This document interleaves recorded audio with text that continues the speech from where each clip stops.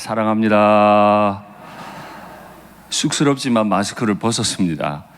이 부활절이고 또 내일부터 거리두기 해제도 많이 되고 그래서 그냥 벗었습니다. 1부 때도 벗었는데 너무 얼굴이 안 이뻐서 2부 때는 화장도 좀 해봤습니다. 어떻게 좀 부활절에 적합한 얼굴인가요? 예, 여러 성도님들께서도 빨리 마스크 벗는 날이 오면 좋겠습니다. 아멘. 네, 아멘.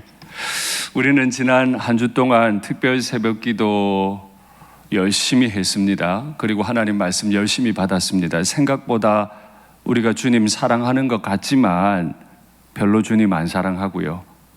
주님 위해서 많이 일하는 듯 보이지만 사실은 내 열정 가지고 내 하고 싶은 일 했던 거예요. 그러면 주님께서도 우리를 버릴 만한데 주님 우리 안 버리셨어요. 나를 위해서 대신 고난 당하시고 내가 죽어야 할 자리에서 내 주님이 대신 죽어 주셨기 때문에 더 이상 내게는 죽음이 없는 줄로 믿습니다. 내 주님께서 부활되셨기 때문에 이미 나는 그 사실을 믿고 지금 영생을 살고 있는 줄 믿습니다. 우리 주님께서 벳세다 광야에서 말씀을 전하고 계셨는데 많이 배가 고픈 시간이 됐습니다. 나누어 줄 떡이 없었어요. 알아보니까 오병이어가 있었습니다. 떡 5개, 물고기 2마리. 그걸로 하나씩 떼서 나누어 주는데 5,000명이 먹고도 많이 남았습니다. 정말 신기한 광경입니다. 하늘에서 떡이 떨어지는 것도 신기하지만 아무리 떼줘도 계속 떡이 그대로 있는 모습도 신기했습니다. 그 모습을 보고 많은 유대인들, 특별히 종교적 열정이 있었던 사람들이 예수님을 다시 만나고 싶었죠. 오병이어의 이적 이후에 제자들은 배를 타고 건너갔습니다. 가만히 보니까 예수님이 건너가시는 것 같지 않았어요. 만나고 싶어서 찾아다녔는데 계시지 않았습니다. 아, 예수님의 부모님이 계시는 가버나움에 계신가? 하고 그리로도 갔습니다. 그리고 예수님 만났습니다. 예수님은 이미 그들의 마음을 아셨어요. 왜 자신에게 찾아왔는지 아시고는 말씀하십니다. 너희들이 오늘 내게 나온 것은 표적을 본 까닭이 아니요 떡을 먹고 배가 불러졌기 때문이다. 배부르고 싶어서 나한테 온 거야. 표면적인 이유는 표적을 받기 때문이겠지만 사실 너희가 날 따라다니는 건 네 배가 불렀기 때문이야. 예수님의 말씀은 틀리지 않은 줄로 압니다. 우리도 늘 그렇게 예수님 따라다닐 수 있습니다. 그래서 예수님께서는 자기에게 찾아온 그 사람들을 향해서 썩을 양식을 위하여 일하지 말고 영생하도록 있을 양식을 위하여 일해라라 말씀을 하셨어요. 그러니까 이 사람들이 그 질문을 받아서 되질문을 합니다. 우리가 어떻게 하여야 하나님의 일을 하겠습니까? 지금 하시는 말씀 들어보니까 나는 나 좋은 일 하고 있다는 건데 그러면 어떻게 해야 하나님의 일이라는 걸 하겠습니까? 라고 질문했어요. 여러분께 묻겠습니다. 하나님의 일을 하고 싶으세요? 당연한 질문을 드려서 놀라셨지요. 다시 여쭐게요. 하나님의 일을 하고 싶으세요? 그들은 하나님의 일을 하고 싶다고 했지만은 사실 대제사장과 산헤드린이 한 일을 보십시오. 협잡을 해서 하나님이 보내신 사람을 죽이는 일을 했죠.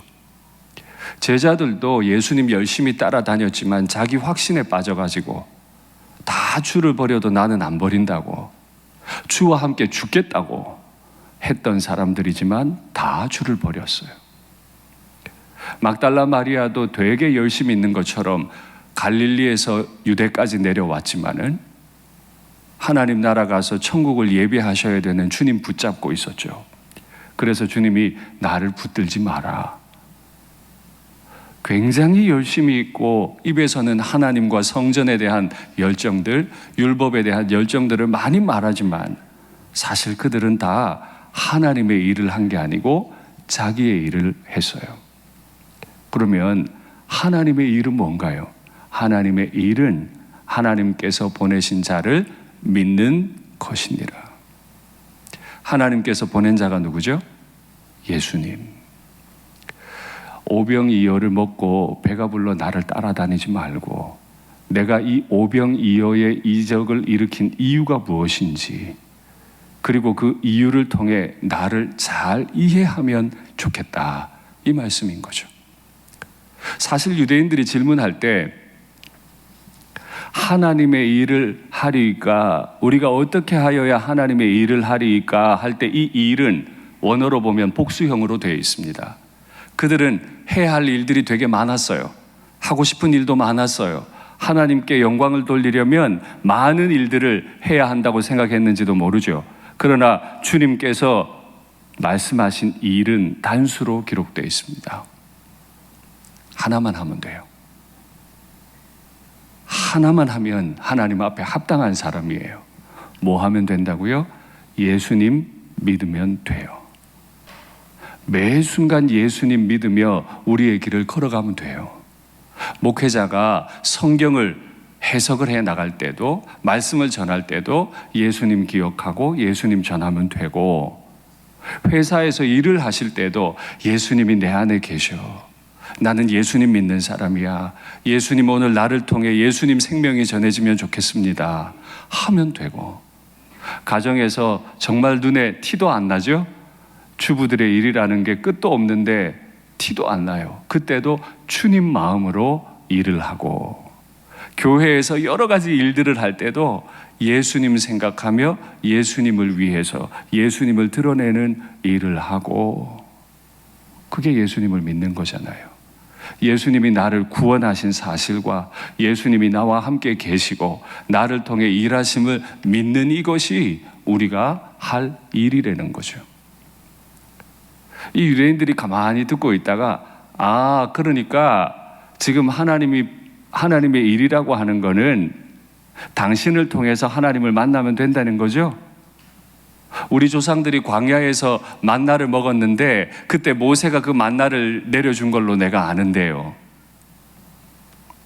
그랬더니 예수님이 그들의 생각을 바로 잡으세요. 아니야, 모세가 내려준 게 아니야.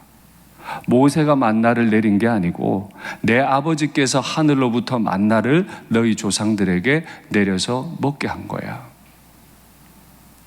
모세가 한 위대한 사역이 없는 바는 아니지만 너희들에게 만나를 내려 먹게 하신 분은 내 아버지셔. 이 말을 들었던 유대인들이, 그래요? 그러면 그 하늘로부터 내려온 떡을 우리도 항상 먹게 해주세요 라고 부탁을 했죠. 그게 오늘 우리가 읽은 본문까지 이야기입니다. 그리고 이제 오늘 본문이 시작합니다. 나는 생명의 떡이니. 헬라어로 보면 그 떡 앞에 정관사가 하나 붙어 있습니다. 나는 그 생명의 떡이다. 만나를 먹고 죽었던 그 떡이 아니고 내 아버지께서 하늘로부터 내려주신, 너희가 지금 항상 우리에게 있게 하소서 했던 그 떡이 바로 나다. 내게 오는 자는 결코 줄이지 아니할 것이고 나를 믿는 자는 영원히 목마르지 아니하리라. 마음의 주님을 구주로 믿는 사람은 결코 줄이지 않고 영원히 목마르지 않아요. 지난 특세 때 제가 계속 강조해 드렸지만 우리는 꽤 괜찮은 신앙인인 것처럼 신앙생활 합니다. 그러나 보십시오. 대제사장의 뜰 위에 섰을 때 우리가 아무것도 아님이 드러났습니다. 우리는 주님과 함께 예배당에 있는 사람이 아니고요, 언제든지 대제사장 가야바의 뜰 위에서 우리의 신앙을 고백하도록 요구받고 있거든요. 근데 그 자리에서는 정작 신앙 고백 못해요. 우리는 무덤 속에 있는 마른 뼈와 같아요. 누군가가 이 무덤을 깨트려 열고 우리를 거기서 빼내주지 않으면 우리는 걸어 나올 수 없어요. 나왔다 하더라도 우리는 마른 뼈일 뿐이라 우리를 누군가가 살려주지 않으면 살 수 없는 사람들. 그래서 우리가 할 일은 부지런히 하늘에서부터 내려주신 그 생명의 떡을 우리 입으로 부지런히 먹는 거예요. 그랬더니 이 유대인들이 듣기가 민망했나 봐요. 아이고야, 네 아버지를 내가 알아. 네 엄마를 내가 알아. 어떻게 아빠가 있고 엄마가 있는 네가 하늘로부터 왔다 그래? 틀린 말이 아니죠. 엄마 아빠로부터 태어난 사람은 하늘로부터 내려올 수가 없는 거잖아요. 하늘로부터 내려와야지. 사람에게서 태어났는데 어떻게 하늘로부터 왔다 그래요? 수근수근 거렸어요. 자신들의 생각으로는 이해가 잘 안 되고 있어요. 지금 이해하는데 뭐라고 주님께 반응은 하지만 사실은 알쏭달쏭 지금 이해가 안 되는 거죠. 그랬더니 주님께서 그들의 수군거림을 다 듣고 보셨어요. 아버지께서 내게 오시게 한 자 외에는 결코 내게 올 수 없고 내게 오는 자는 내가 밀어내지 않을 거다. 그런데 놀랍게도 우리는 성육신의 비밀을 알고 있습니다. 예수님께서는 하늘의 창조주로 계셨죠. 그리고 아버지 하나님의 뜻을 따라 몸을 입고 육신의 아버지 어머니의 가운데서 이 땅에 내려오신 그 성육신의 비밀을 우리는 너무 잘 알고 있습니다. 우리는 다 아버지께서 예수님께로 오게 해주셨던 바로 그 사람들인 줄로 믿습니다. 우리는 그 믿음을 가지고 있는 거죠. 그러면 이제 어떻게 할까요? 예수님을 믿게 되었는데, 예수님께로 오게 해주셨는데 어떻게 할까요? 이것을 설명하기 위해서 예수님께서는 이사야 성경을 인용해서 아주 짧은 말로 오늘 본문에 말씀하시는데 내용 한번 확인하시죠. 그들이 다 하나님의 가르치심을 받을 거다 기록되었은즉, 이사야 54장 말씀입니다. 아버지께 듣고 배운 사람마다 내게로 오느니라. 아버지께서 사람들을 부르기 시작하세요. 그 사람들은 다 아버지께로 오게 되죠. 그런데 이사야가 지금 이 말씀을 선포할 때 배경이 하나 있어요. 어떤 사람을 오게 하실까요? 대제사장 같은 사람? 사내들인에 있는 장로들과 서기관들? 제자들이나 막달라 마리아와 같은 여성들처럼 열정적이어서 갈릴리로부터 집도 그물도 배도 다 버리고 유대까지 따라 내려온 사람들? 그 열정적인 사람들을 오게 하셨나요? 말씀 확인하시죠. 두려워하지 말라. 네가 수치를 당하지 아니하리라. 지금 수치 가운데 있어요. 놀라지 말라. 네가 부끄러움을 보지 아니하리라. 이제 곧 부끄러움을 만날 거예요. 네가 네 젊었을 때의 수치를 잊겠고 과부 때의 치욕을 다시 기억함이 없으리니 이는 너를 지으신 이가 네 남편이시니라. 지금 수치당하고 부끄러움을 당하고 있는 그분의 남편이 되어주시겠대요. 그의 이름은 만군의 여호와이시며 내 구속자는 이스라엘의 거룩한 이시라. 그는 온 땅의 하나님이라 일컬음을 받을 것이다. 이사야가 하나님께서 오게 해주신 자들을 설명할 때 그 오게 해주신 자들은 거룩하고 존귀한 사람들, 죄 안 지을 사람들, 과거에도 안 지었고 앞으로도 안 지을 사람들을 오게 하신다는 말이 아니었고, 멸망해가지고 이제 바벨론 침공을 받아 무너 멸망할 백성들, 그들의 멸망을 뻔히 보시고 그들의 부끄러움과 수치를 뻔히 보시고 그들을 내게 오게 하겠다. 너는 과부와 같아. 너무 귀한 분을 잃어버린 인생에 허전함이 많은 인생이야. 그런데 내가 너를 불러와서 내가 너의 신랑이 되어줄게. 그게 부활의 의미죠. 지금 굉장히 영광스럽게 사는 것 같고 주님 앞에 헌신하며 사는 것 같지만 사실 우리의 내면을 들여다보면 좋지 않은 게 너무 많아요. 열정이 있는 건 사실이에요. 그런데 안 좋은 생각들, 안 좋은 태도들 너무 많아요. 내 남편, 내 아내에게 드러낼 수 없는 것, 내 자녀들 앞에 드러나면 안 되는 것, 우리 교우들 앞에 드러나면 안 되는 것들이 내 안에 너무 많아요. 그거 알고는 사랑할 수 없어요. 그런데도 그거 아시는 하나님이 가까이 오게 해주시겠대요. 심지어 남편이 되어주시겠대요. 이거에 대해서 예레미야는 어떻게 말할까요? 말씀 확인하시죠? 그러나 그날 후에 내가 이스라엘 집과 맺을 언약은 이러하니 언약까지 맺으신대요. 곧 내가 나의 법을 그들의 속에 두며 그들의 마음에 기록하여. 이제 옆에 계신 것뿐만 아니라 마음에 오세요. 나는 그들의 하나님이 되고 그들은 내 백성이 될 거다. 완전히 관계가 맺어지는 거죠. 여호와의 말씀이니라. 그들이 다시는 각기 이웃과 형제를 가리켜 이르기를 너는 여호와를 알라 하지 아니하게 될 거다.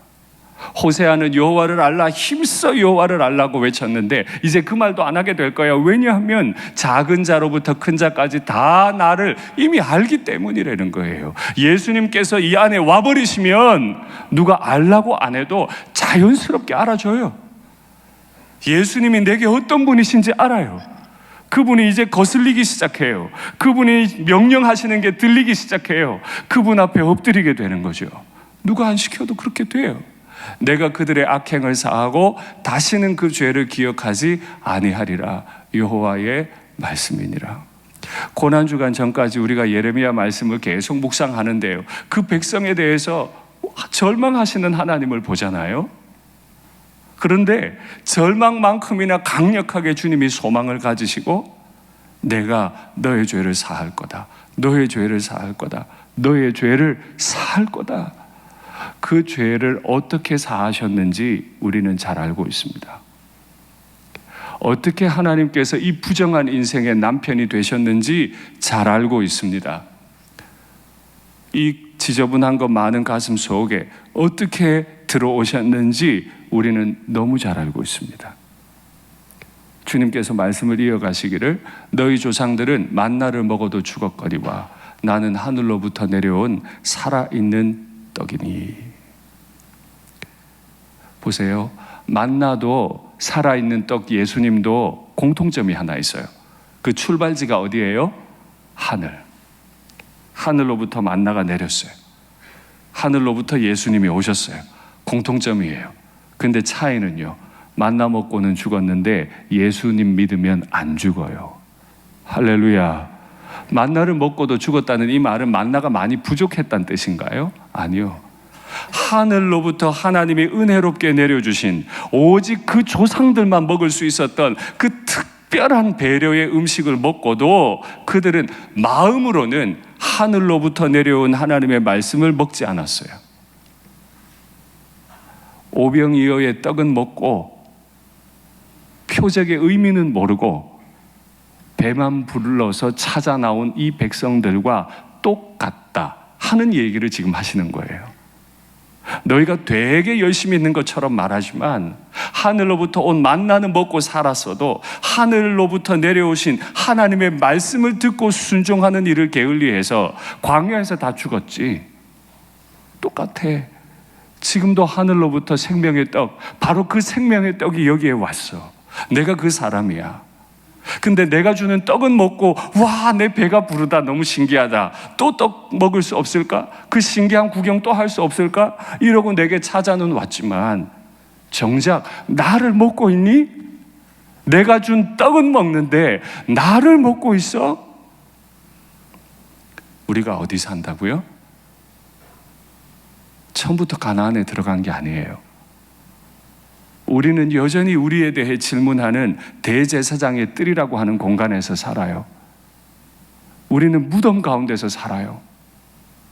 잠깐이라도 주님께 집중하지 않으면 숨막혀 살 수 없을 정도로 유혹이 심해요. 나를 넘어뜨릴 세력들이 너무너무 많아요. 내 안에서 죽지 않는 자아도 너무 강해요. 이 무덤 같은 인생을 대제사장의 뜰 위에서 신앙 고백하며 살아야 되는데 이게 가능하냔 말이에요. 하루 종일 교회당에 있는 목회자들도 어려운 그 인생을 어떻게 삶의 현장 가운데서 그 치열한 문화들과 싸우며 살아가는 성도들이 그걸 다 감당할 수 있어요? 못하는 거죠. 그러니 주님께 나와서 오병이어의 기적적인 떡만 먹으려 하지 말고 주님 자체의 살을 뜯어먹고 주님의 피를 마셔야죠. 내가 하늘로부터 내려온 살아있는 떡이니 나를 먹고 나를 마시는 자는 영생을 가졌고 또 마지막 날에 내가 그를 살리리라. 아멘. 대제사장의 뜰에 살지만 무덤 가운데 사는 것 같은 인생이지만 날마다 떡이 되시고 살이 되신 피가 떡이 되시고 살이 되시고 피가 되시는 우리 주님을 끊임없이 먹고 마시면 앞으로 영생하겠죠? 아니고 지금 영생을 이미 가졌어요. 나중에 영생할 나라에 가는 게 아니고 주님 말씀하셨잖아요. 너 날 믿니? 너 네 마음에 내가 들어가 있어? 그럼 너는 내가 들어가는 순간에 이미 영생을 가진 사람이야. 우린 이미 영생을 가진 사람인 줄 믿습니다. 죽어도 죽는 게 아니고 잠드는 것인 줄 믿습니다. 내 아버지의 나라 성부의 집에서 눈을 딱 뜨면 영원한 나라가 기다리고 있는 줄 믿습니다. 그리고 마지막 날에 내가 그를 살릴 거다. I will raise up him. 내가 그를 반드시 들어 올릴 거다. 무덤이 날 가두지 못할 거예요. 주님을 무덤이 가두지 못했던 것처럼 우리 주님은 반드시 무덤에서 나를 이끌어 올리실 줄 믿습니다. 나중에 영생하는 것이 아니고 이미 가진 영생을 우리가 사는 거예요. 이 영생을 가지고 무덤으로 들어가는 거예요. 이 영생을 가지고 대제사장의 뜰에 다시 가서 잠깐만 내가 아까 말 잘못한 것 같아. 예수를 모르는 게 아니야. 사실 나 예수님 잘 알아. 너도 예수님 믿어야 돼. 다시 들어가야 돼요. 그게 부활에 우리가 묵상하는 거예요. 우리가 할 수 있는 유일한 말, 예수님 믿는 거. 그렇게 우리는 주의 도우심을 따라 주님을 먹고 마시며 대제사장의 뜰을 무덤을 살아갈 겁니다. 나를 먹고 마시는 자는 내 안에 이미 거하고 있고 나도 그의 안에 거하리라 라고 약속하셨어요. 부활절날 우리가 꼭 기억해야 할 건, 이 모자라는 인생에게 다가오셔서 내 옆에 신랑이 되어주시고 떡과 잔이 되어주셔서 내 속에 들어와 주시고 나와 함께 거해 주신다는 거죠. 주님이 나와 완전히 연합하셨어요. 주님이 나와 연합하시면 어떤 일이 벌어질까요? 지난 특세 때 제가 마가복음 마지막 장 마지막 절을 한번 얘기를 들려드렸는데 그 말씀 다시 확인하시죠. 제자들이 나가 두루 전파할세.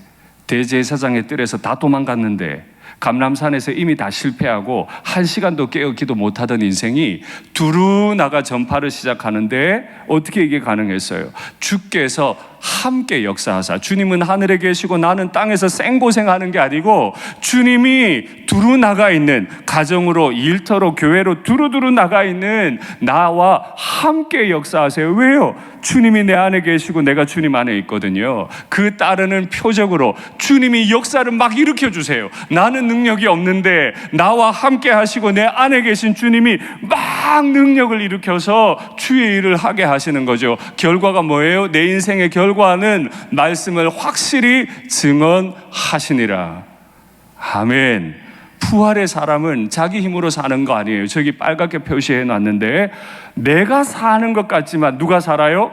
주님이 사세요. 주님이 내 안에서 함께 역사하세요. Working together. 주님께서 함께 역사해 주신다는 거예요. 나와 함께 계시면서 워킹 하시는, 일하시는 거예요. 주님께서 표적을 따르게 하세요. Accompanying signs. 주님께서 우리의 삶에 간증할 일들을 넘치게 해주시는 거죠. 주님, 내가 저 사람 전도해야 되겠습니다. 엎드려 기도하면 그 기도는 내가 한 게 아니고 내 안에 계신 주님께서 내 입을 통해 지금 말하고 계신 거예요. 그래, 저 사람에게 네가 전도해야지. 저 사람에게 네가 지금 사랑한다고 고백해야지. 왜냐하면 내가 저 사람 지금 사랑하거든. 빨리 가서 사랑한다고 말해. 이 일에 필요한 것들 내가 다 보여줄게. 오병이어 보여준 것처럼 너한테 보여줄게. 확실히 증언하시니라. 그래서 이 부족한 인생의 삶이 하나님의 말씀을 confirming 합니다. 확증해서 드러내 보이는 거예요. 나는 아무것도 아니었는데요, 예수님이 이런 분이셨어요.